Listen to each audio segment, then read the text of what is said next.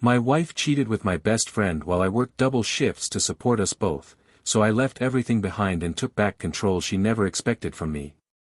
I'm a 29-year-old guy, and when I married my wife, I genuinely thought we had everything figured out. From the outside, our life looked perfect. Friends would tell us we were the couple everyone envied, the kind who had it all together. But behind that image, I was working myself to the bone, pulling double shifts at my job just to make sure every bill was paid on time, the rent covered, groceries stocked, and little luxuries like her weekend getaways or dinners out didn't disappear. Some nights, I skipped meals, barely slept, and trudged through the next day's exhaustion with a quiet pride, telling myself this was what being a responsible husband meant. She always seemed grateful, or at least that's how I interpreted it. "I don't know how you do it," she'd say, her voice soft, eyes flicking up at me over a cup of coffee. "You work so hard, and you still make time for me." Those words filled me with a warmth I mistook for mutual devotion. Family gatherings only reinforced it. Her parents would comment on how lucky she was, my friends would nod approvingly, and I swallowed the praise, feeling I'd finally built something worth celebrating. Financial stress was constant, sure, but I convinced myself it was temporary. Every overtime shift, every skipped night out, every penny saved felt like proof of love. I told myself that sacrifices were part of marriage, part of showing someone they mattered more than personal comfort. I believed loyalty wasn't just an expectation, it was a silent promise we shared, the glue holding our life together. I never imagined that trust could be shattered from the inside, that the person I was bending over backwards to protect could be the one quietly breaking it all apart. And yet, there were subtle signs, tiny cracks I told myself didn't exist, things I would soon wish I had never ignored. It started with little things, almost insignificant on their own, but enough to gnaw at the back of my mind. She'd get up at odd hours, whispering into her phone in another room, and I'd hear snippets of laughter that didn't feel like mine. At first, I shrugged it off. "She's just chatting with friends," I told myself, gripping my coffee mug tighter during those sleepless mornings. But the pattern kept growing, longer absences, quick movements to hide her screen, excuses that didn't line up.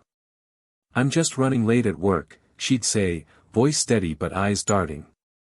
I wanted to believe her so badly, I let the unease slide. Some nights, I'd lie awake, replaying conversations in my head, trying to find what I was missing. I noticed subtle changes. Her perfume was different, she laughed in ways that felt foreign, touches that once brought warmth now felt rehearsed. I began asking small questions, careful not to seem suspicious, and she'd answer smoothly, "You're imagining things," or "I told you, it's nothing." Friends started mentioning her secretive phone habits, casually, and family would joke about how she always had something up her sleeve.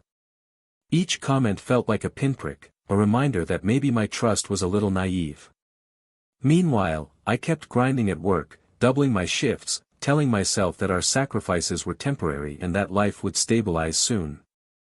I missed dinners together, lazy weekends, quiet nights on the couch, every moment replaced with exhaustion and the hope that my effort was enough to hold us together.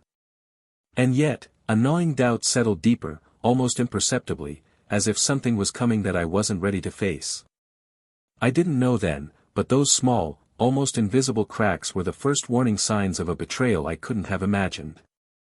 One night, I'd learned just how far it had gone, and it would change everything I thought I knew about trust, love, and the life I'd fought so hard to build. By this point, my life was a blur of exhaustion and obligation. I worked double shifts almost every day, barely remembering what it felt like to relax, eat on time, or see the sun without a grimace from fatigue. Every paycheck went to bills, groceries, and keeping our apartment the way she liked it, neat, warm, inviting, while my own needs were shoved aside. I told myself it was temporary, that my sacrifices were proof of love, proof that I was doing my part to build a life we both deserved. But with each late-night text I couldn't ignore and every sudden outing she had to do, a shadow of doubt grew heavier in my chest. I started noticing little inconsistencies I had once overlooked. The faint scent of someone else's cologne on her scarf. The way she'd laugh softly at messages she immediately hid when I entered the room. Even our conversations began to feel rehearsed, like I was talking to a stranger who had memorized my history. I tried to push it down, tried to convince myself that work stress was clouding my judgment. "You're imagining things," I whispered to myself while folding laundry she had left lying around, pressing my face into the scent of fabric softener that used to feel comforting. Friends occasionally asked how things were going, and I would smile, shrug, and say, "Everything's fine," because admitting doubt felt like admitting failure. I wanted to trust her, to believe that my efforts were enough to earn the marriage I had dreamed of. And for a while, that hope kept me moving, kept me fighting exhaustion after exhaustion. But deep down, a seed of unease had been planted, a whisper that something was wrong, something I wasn't ready to see. I had no idea that my blind trust was about to collide with a betrayal so close, so personal, that it would shake every belief I had about loyalty, love, and the life I'd poured myself into. And when that moment came, nothing would ever feel the same again. I never imagined the night I came home early would change everything. I had finished a double shift, muscles aching, mind foggy from exhaustion, but something in me told me to check on her before collapsing into bed. The apartment was quiet, too quiet, except for the faint vibration of her phone on the kitchen counter. I picked it up absent-mindedly, expecting a work notification or a message from a friend, but what I saw made my stomach drop and my hands tremble. There it was, detailed, intimate messages between her and someone I had trusted more than anyone, my best friend. My vision blurred as I read words that should never have existed, phrases that belonged in nightmares, not in my marriage. I felt like the floor had been ripped from under me, like the life I had fought so hard to build was crumbling in real time. Every sacrifice, every missed meal, every sleepless night felt like it had been meaningless. I sat down heavily on the couch, phone trembling in my hand, and replayed memories in my mind, trying to reconcile who she was with who I thought I knew. I could feel my chest tightening, heart hammering, and a strange, cold clarity settling over me. I realized that betrayal wasn't a rumor, a suspicion, or a mistake, it was real, and it had been happening right under my nose. I wanted to scream, to break something, to make the pain physical instead of just a slow, burning ache inside. But I stayed silent, my mind spinning, trying to process the impossible. The apartment felt colder, the walls closer, as if they were pressing in on me, making my despair tangible. And in that suffocating moment, I knew nothing would ever be the same. The trust one had placed in her, the loyalty I had given freely, was gone. The person I thought I had married was no longer the same person I saw in front of me. And the question that echoed relentlessly in my head was simple, terrifying: what else had I been blind to? I couldn't breathe. I paced the apartment, phone clutched in my hand, staring at the ceiling like it held the answers I desperately needed. I called a mutual friend quietly, voice low, trying to sound calm, trying not to let the shaking in my hands give me away. And then it hit me like a punch to the gut: several people had suspected, even known, and no one had said a word. My best friend, the person I had confided in, laughed with them while I was working myself to exhaustion. My wife, the person I had trusted with everything, smiled and reassured everyone that she was faithful, hiding it perfectly behind a mask I had thought I knew. The betrayal was worse than the messages, it was the secrecy, the planning, the way they had treated me like a fool. Friends who had casually warned me now acted surprised when I asked them directly. "I thought you knew," one said, shrugging as if my life had been a casual story they had been watching unfold. The humiliation stung worse than the heartbreak. My head was spinning, and my chest ached with the weight of realizing my entire support system had been silently complicit. I replayed months of interactions in my head, every late night, every whispered laugh, every "I'm just with friends" excuse, and it all fit together like a map I had refused to see. How could I have been so blind? How could I have trusted them so completely? The quiet apartment felt suffocating, the walls closing in on me as if the air itself knew what had happened. I wanted to scream, to break something, to punish someone for the ache gnawing at my chest, but I didn't know where to start. I sank to the floor, phone still in hand, staring at the screen that had destroyed my life, feeling the first real crack of despair. And in that silence, I realized the fight wasn't over, if anything, it was just beginning. Because now that I knew the truth, I couldn't go back. I had to decide what to do next, and the answer would change everything. That night, I hit rock bottom. I came home after another grueling double shift, expecting maybe a quiet dinner, maybe a moment of normalcy, and instead I walked straight into them, my wife and my best friend, laughing in the living room like nothing existed. My stomach twisted, a mix of nausea, rage, and heartbreak so sharp it stole my breath. All the sacrifices I had made, every sleepless night, every penny spent, every ounce of effort to build a life we could be proud of, felt like a cruel joke. I wanted to smash everything, to make the pain physical instead of the slow, relentless ache that filled my chest. I stood frozen, watching them for a moment, the room spinning, before gathering the tiniest shred of control. I can't do this anymore, I whispered, voice breaking, and turned to leave. I grabbed a bag, throwing in the essentials without thinking, letting my emotions guide my hands. The apartment that had once felt like home now felt like a prison of betrayal. Every object, every familiar scent, screamed at me that I had been blind, that my life had been used as a backdrop for someone else's deception. I walked out into the cold night, streetlights blurring through tears, the city feeling impossibly vast and empty. My chest ached, and I couldn't stop trembling. I had nowhere to go, no plan, just the raw, unfiltered devastation that came from realizing everything I had believed in was a lie. Friends called, texts poured in, but their words felt distant, like echoes from another life. For the first time, I felt completely alone, stripped of the people I had trusted the most. And in that silence, with the city buzzing around me and nothing to anchor me, I realized something terrifying, my life as I knew it was over. But somewhere deep inside, a spark flickered. Maybe it was despair, maybe it was determination. Either way, it whispered, I wasn't done yet. After a few days of wandering, of barely sleeping and letting the city swallow me whole, I realized I couldn't stay a victim forever. The anger, the humiliation, the emptiness, it was all still there, simmering, but I refused to let it define me. I started thinking clearly for the first time since discovering the betrayal. I had spent years building a life for two people who had no intention of appreciating it. But what I did have was mine, my mind, my body, my skills, my savings quietly tucked away from them. I began quietly planning. Not revenge in a reckless sense, but a reclamation of control, a methodical way to take my life back piece by piece. I retraced their steps in my head, recalled their arrogance, their careless assumptions that I would never notice. They think I'm broken, I muttered to myself one morning, staring at the reflection in a grimy subway mirror. They think I'll crumble. They have no idea.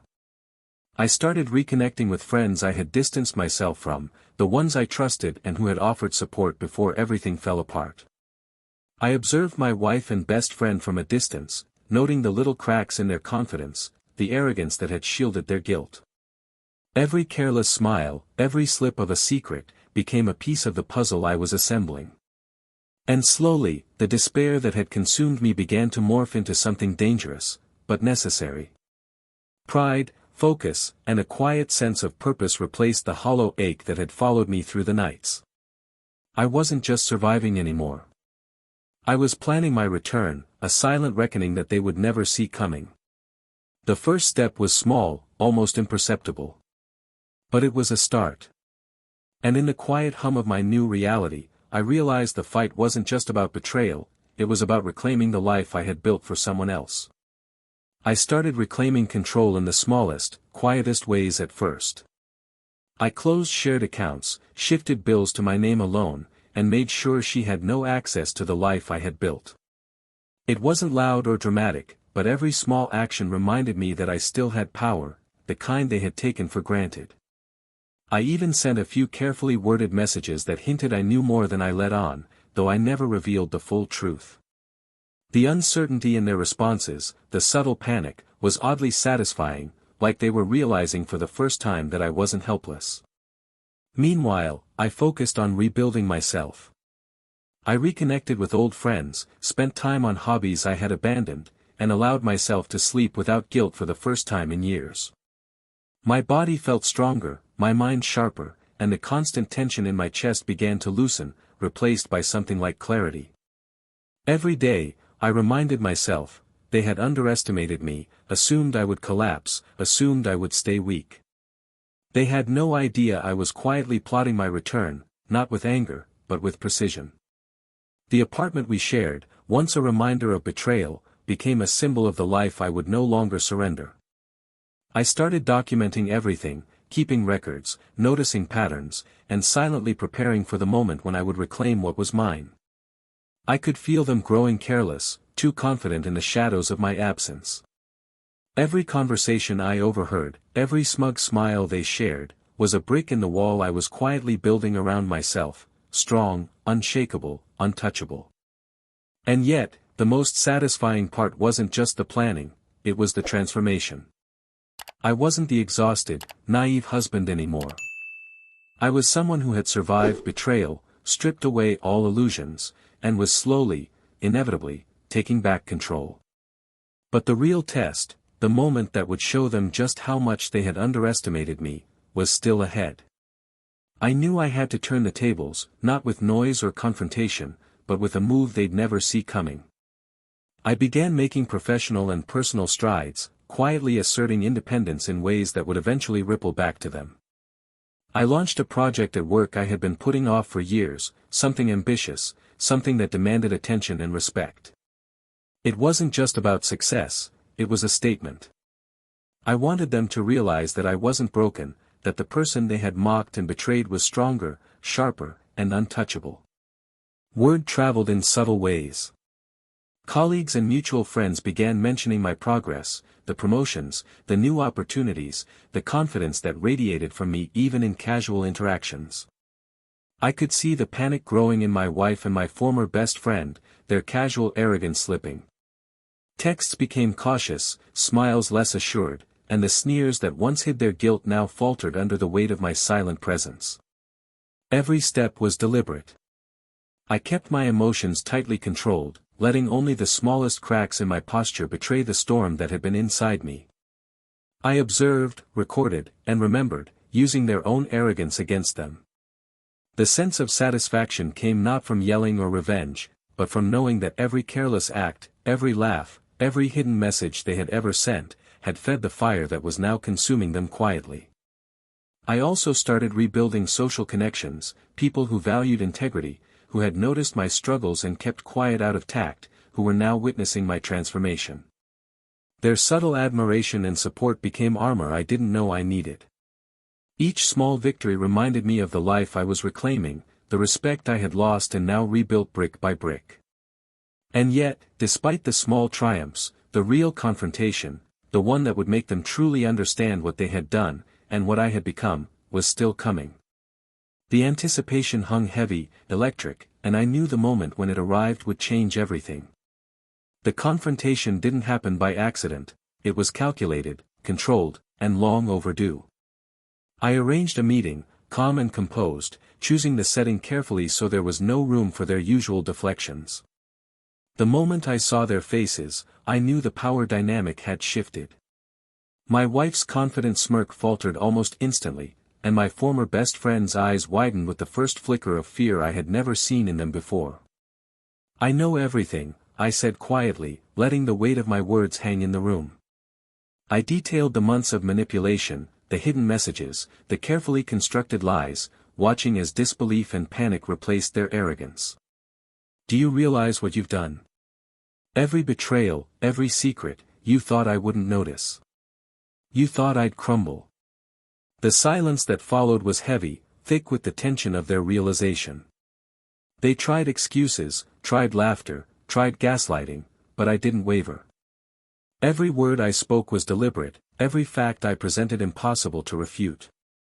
I saw the guilt flicker, the small tremor of panic that I had been waiting for, and I didn't soften. I realized in that moment that justice didn't have to be loud, it was in my control, my composure, my calm authority while they flailed. I could see them grasping, struggling for dominance that no longer existed. Their world, built on deception, was cracking, and I was standing in the middle of it, unshaken. Friends and family, quietly observing, registered the change. The one who had been victimized was now untouchable. As I left that meeting, I felt something I hadn't felt in months, a strange, satisfying calm. The confrontation wasn't about revenge, it was about reclaiming my life, and they finally understood that I had never been the same man they thought they could manipulate. And yet, walking away, I knew the final pieces of closure, the real healing and empowerment, were still ahead, waiting for me to take them fully. After that confrontation, I started to rebuild my life on my terms. I moved into a new apartment, one that smelled like freedom instead of betrayal, and filled it with the little things I had always wanted but never prioritized: books I loved, music that soothed me, plants that reminded me life could grow even after decay. I reconnected with friends I had neglected during the years I spent working double shifts, people who supported me without judgment, who reminded me that I wasn't alone. I focused on myself in ways I had never allowed before. I exercised, ate properly, and rebuilt my sleep schedule, noticing how my body responded with energy I had forgotten existed. Mentally, I started therapy, finally unpacking the layers of manipulation and deceit, learning not just to cope but to recognize the signs before they could hurt me again. Each small step, each moment of self-care, was a reclamation of the life I had almost surrendered to betrayal. I also strengthened my financial independence, ensuring nothing could be used against me again. I started saving aggressively, planning, and investing, watching my security grow as a tangible reminder that I could thrive without anyone who had wronged me. The sense of control was intoxicating, a quiet triumph that no one could see but me. And slowly, the emotional scars began to feel less like wounds and more like maps, evidence of what I had endured and survived. I realized that being betrayed didn't have to define me, surviving it, learning from it, and reclaiming my life did. Sometimes I catch glimpses of them in social circles, their expressions betraying subtle regret or unease, and I feel a quiet satisfaction. I am no longer the person they underestimated, the one they thought could be manipulated or discarded. I am whole, independent, and finally free. But even in freedom, I knew one final moment of closure was coming, a true affirmation that the life I had fought to reclaim was fully mine. The final moment of closure came unexpectedly, quiet, and almost poetic. I was at a work event, one I had poured myself into for months, standing in a room full of colleagues, friends, and acquaintances who had witnessed my transformation. I noticed her across the room, my ex-wife, and my former best friend, both frozen as they realized just how much I had changed. Their confidence, once unshakable, was replaced with awkward hesitation and subtle panic. I felt a calm, almost surreal satisfaction wash over me. I didn't need to confront them, didn't need to humiliate them publicly. Their reaction said it all. I saw recognition, a silent acknowledgement of everything they had done and everything they had lost. The life I had rebuilt, the respect I had earned, the independence I had claimed, the confidence radiating from me, spoke louder than any words ever could. I realized in that moment that empowerment isn't about revenge. It's about surviving, thriving, and proving to yourself that betrayal cannot define your worth. Walking away from that room, I felt lighter than I had in years. Every sleepless night, every tear, every moment of despair had led me here, to a place of control, self-respect, and peace. I didn't need them to apologize. I didn't need them to admit their lies. I had taken back everything that mattered, my dignity, my life, and my future. And for the first time since it all began, I smiled without hesitation. I knew the past would always be a part of me, but it no longer held power. I was no longer the exhausted, manipulated husband, I was the man who survived betrayal and emerged stronger. My life was mine, unshakable, and untouchable. I stepped outside into the night air, feeling the cool breeze against my skin, the city alive around me, and thought, this is freedom. And nothing, not lies, not betrayal, not even the people I loved and lost, could ever take that away from me.